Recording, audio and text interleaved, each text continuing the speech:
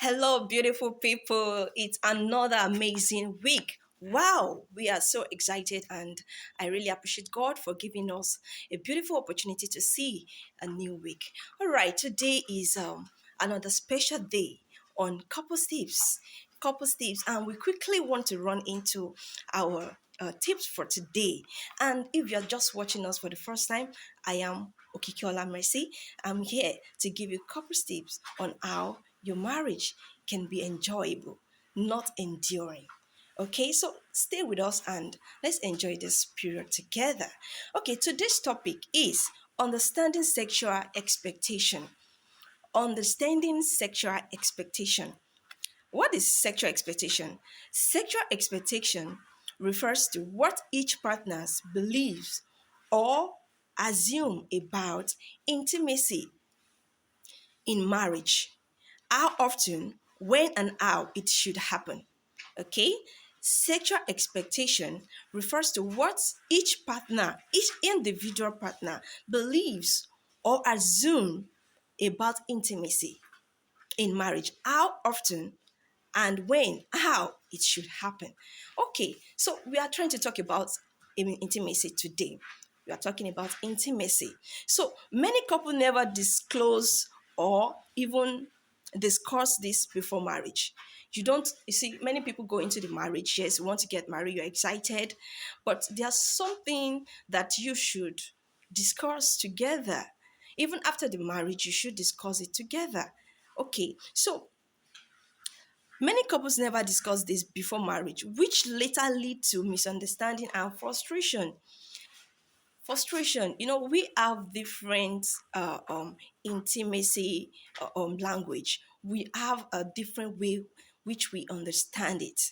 Okay, so why sexual expectation cause conflict? That is what we want to look at next. Why does it cause conflict in marriage? Okay, I'm not talking about outside marriage sex now. I'm not talking about that. That is very wrong. I'm talking about intimacy in your marriage. Okay, different sex um different sex drive between husband and wife. That's number one. Different sex drives between husband and wife. The husband might like sex more than the other one. Okay, and sometimes the wife might even like sex more than the husband. So different sex drives. Okay, how do you see sex? How does it happen to you? How do you like it? Physical weakness or health issue. Physical weakness or health issue. Sometimes the woman or the man might feel weak or sick, and the other partner just want it. You just want an intimacy, but you can't get it because the other partner is weak. So stress or emotional distance, okay, it can cause conflict. Stress or emotional distance, you have been away maybe for a long time, or you try to just leave your partner because you had a quarrel, you had a misunderstanding between each other. Then you think the next thing to do is to start avoiding your partner, or you start punishing him or her with your presence, like you just abstain from the person. That is very bad. It can cause conflict in marriage. Okay, another one is past hurt or trauma. Past hurt or trauma. Okay, trauma. When we talk about past hurt or trauma, probably the husband has hurt the wife, or the wife has hurt the husband in one way or the other. Some things that you can do in marriage to your wife, what can hurt her so much, what you can do to that can make her depressed, feel depressed or traumatized. And then it keep reoccurring. It keeps reoccurring. This can cause sexual or intimacy conflict. It can cause conflict in intimacy. Okay, so lack of communication. Some people lack communication. Some couple lack communication. When you don't communicate your intimacy language with your partner, you might not be expecting what you need, but when you communicate it with him or her, definitely there will be a kind of way you be able to sort it out. Okay, so there's another one is cultural or religious misunderstanding. In my own culture, it might be that we don't really do this. We don't have much of this intimacy, or we don't do certain style of intimacy. Maybe we are against it. There are so many style of intimacy. Some people don't encourage, some Christians don't encourage it. But when you communicate with your partner, this is how I want it, this is how I do not want it, this is how we do in my own place, and this is how we do not do, then I think this will avoid conflict. So I want to talk about common expectation men and women may have. Common expectation. Maybe you are expecting this is how I want the marriage, the intimacy to be, and the other one says this is how I want the intimacy to be. So what are the common frequent expectation? Men. Let's talk about the men now. Men may expect frequent intimacy. Hmm? That is one of the common expectation. Men might actually like it more. Okay, and some other women like it more than their husband. So it's in different ways. So physical closeness as a sign of love. Some men love physical closeness. They just want to be close to you, they just want to be where you are you know so quick emotional recovery after disagreement. Men quickly get along after disagreement. They can just come around, the next thing they want to have sex with you, or they want to be intimate, they want to just come close to you. But women, we know how to put things in our heart so much. So we can just hold onto the disagreement for a longer time. So it happens like that. Okay. So, but men might easily recover from disagreement, and they just want to come to you. They want to come close to their wife. So after this, I think you should not deprive him of coming close to you. Okay, so these are common expectation men actually may have. Okay, they might have frequent intimacy, physical closeness, quick recovery from argument. Okay, so let's see the women's own, the women expectation. So number one is emotional connection before intimacy. Emotional connection before intimacy. Women, we love to be cuddled, we love to be cared for, we love to be pampered, we love gifts, we love to be helped in the kitchen. Those things. We love to hear words of affirmation, like you look beautiful, you are so gorgeous. We love to be praised. So these things, women love it. Okay, so understanding when they are tired or unwell. You see, this can cause conflict when you don't understand your wife. Hmm? When your wife is stressed or unwell, she might not want the sex. You understand? She might not want it. Women may expect that you just have understanding with them when they are stressed and tired. So another one is affection outside the bedroom. I've talked about affection outside the bedroom last week. Affection outside the bedroom, like caring for your wife, helping her in the kitchen, taking her out. No, all those things, those little things, minor things that we don't even recognize that it's very important in your marriage. Okay, so healthy ways couple can manage sexual expectations. What are the healthy ways couples can manage sexual expectations? So let's look at those ways. Number one, communicate honestly. Communication is very vital, is very, very important. So you have to communicate honestly with your partner that this is how I want, this is what I want. Okay, you want to just touch her, let her know I want to touch you. Okay, let her know how frequent you like this intimacy. So practice understanding. You have to practice understanding.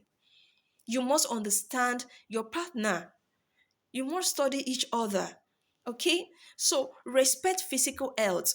When the other one is weak, you should respect it. You should not say, because you are weak, you are tired, I want it. I want to be intimate with you. I want to have fun. No, you don't insist on that. You must respect our physical health or his physical health. All right? So you have to build affection outside sex. Yes, I've said it earlier. So can you see that affection outside intimate sex is very important? Outside the bedroom is very, very crucial. Avoid pressure or manipulation. Sex should be mutual, loving, and respectful. You should It should be mutual. You should understand. You should agree between two of you that, yes, we want to have this. You should enjoy it. It should be done in a loving way, not in a rude or manipulative way, not in a pressurizing way. Okay? So, do you know that marriage encourage intimacy, but also mutual care and consideration? Yes, it's true. In marriage you have to have intimacy. That is very important. God actually created this. He made this to happen because of closeness, help, and intimacy, so you can have someone to call a companion. All right, so at the same time, you must consider your partner's health being. You must consider your partner's peace, your partner's comfort. When you are talking about intimacy, is something that you must take very, in fact, you must take it not lightly. You must take it very, very important. So let husband render unto wife in First Corinthians chapter 7 verse 3. First Corinthians chapter 7, verse 3 says, let husband render unto wife due benevolence, and likewise also the wife unto the husband. That means both husband and wife. It said, wife, respect your husband, and husband, love your wife. So two of you, every two, the both party, both the husband and the wife must understand each other when it comes to intimacy. When it comes to intimacy, you must understand each other. In fact, you must understand each other in all ways. So we have healthy sexual intimacy in marriage. Healthy sexual intimacy in marriage is built on what? How can we build healthy sexual relationship? Healthy sexual relationship is built through what? Love, respect, communication, and understanding. So you must love each other. You must respect each other, communicate with each other, understand each other. Very important. Not pressure or entitlement. You don't say that, oh, it's my right to have it. You don't say, oh no, I deserve to have it. No, you must not put your partner under pressure because you want to be intimate with him or her. It's not right. It's both of you that should enjoy it. It's meant for you to enjoy. Okay, so we have some sensitive questions you should ask each other about intimacy. There are some sensitive questions many people never asked each other, and this is really causing conflict. So I want to give you just few of it. Number one, what does intimacy mean to you? Yes, many of us we take it in a different way. What your husband think intimacy is might be different from what you think it is. I might feel that intimacy is you helping me in the kitchen, you taking me out, you cuddling me, and all of that. And your other partner might prefer the one in the bedroom more. So we have it in different way. So we take it in different way. So how often do you feel comfortable? That is another question you should ask. How often do you feel comfortable being intimate? You should ask your partner that. How often do you feel comfortable? Do you feel comfortable when I'm trying to be intimate with you? Have you ever asked your partner this question? You should ask. You should know the pace and expectation of intimacy. You know, another one is what makes you feel emotionally connected before intimacy. You see, I don't know. You should know this before going into the fun in your bedroom. There are some things you should do. There's some things you should do that, in fact, you yourself, you know that yes, I'm doing the right thing for you to enjoy the intimacy. You don't just go into it like that. There are some things you should do. All right, we call something foreplay. Yes, you should do that. You don't just assume that yes, you want to satisfy your own desire. No, that is selfishness. So another question is, are there things that make you uncomfortable during intimacy? This is very important, crucial. This happens more with the women. After childbirth, sometimes miscarriage, sometimes sickness. They don't feel comfortable with sex. or intimacy, let me call it that. They feel they want to rest, their body is just not asking for this. They just want to be alone at that moment. So you should ask question. You should ask them. You should ask, are there things that make you uncomfortable? Let them know what makes them not comfortable about intimacy. When you both know this, you will be able to respect each other. You will be able to know how you can handle it, so it won't cause conflict. So another one is, how can I make you feel more loved and relaxed before intimacy? You should ask each other. You should know your husband own, and your husband should know your own too as a wife. How can I make you feel love? Another one is, what should we do when one of us is not in the mood? It's very important. This intimacy we are talking about is powerful. When you are trying to avoid the other partner from having it, you will think like you are pushing him or her away, or you are trying like you are trying to keep your body away from him or her. No, or deny. It's not denial. Sometimes it's just the body. It's just, you know, it sometimes it's just the hormone for the women. you know what what should we do? What should we do when one of us is just not in the mood? You must communicate it. Yours might be different from mine, so please let there be communication. It's very important. I always hit the point, like, let there be communication. That is just it. When you have communication, when you don't keep things in your mind, don't just assume that my wife or my husband should know better. Share it, let them know, speak out, communicate with each other.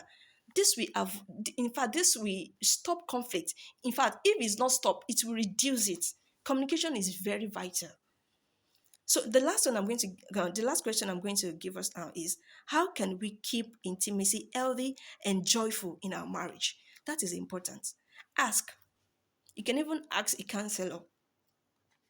How can we keep intimacy healthy? How can we make it healthy when the other partner is sick and you just want to force it? You haven't had into the, it can cause trauma or depression when you are trying to force the other person into intimacy when the person is sick or tired. It can cause sickness for the person.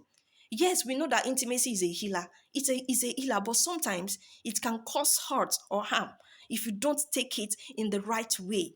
So please, let our marriage enjoy the grace of God. Let our marriage have what we call joy, excitement, not misunderstanding all the time, not conflicts. So let there be communication this week. Let our marriage experience peace. Let your marriage experience the move of God. Communicate with each other in love. How can we make intimacy joyful in our marriage? Communicate it with your partner, and you will see that your marriage will experience a new dimension of God's move. Thank you very much for listening to this fresh episode on Corporate Tips. I'll see you again tomorrow. Keep watching, keep loving yourself, and keep building your home. God bless you. See you some other time. Bye bye.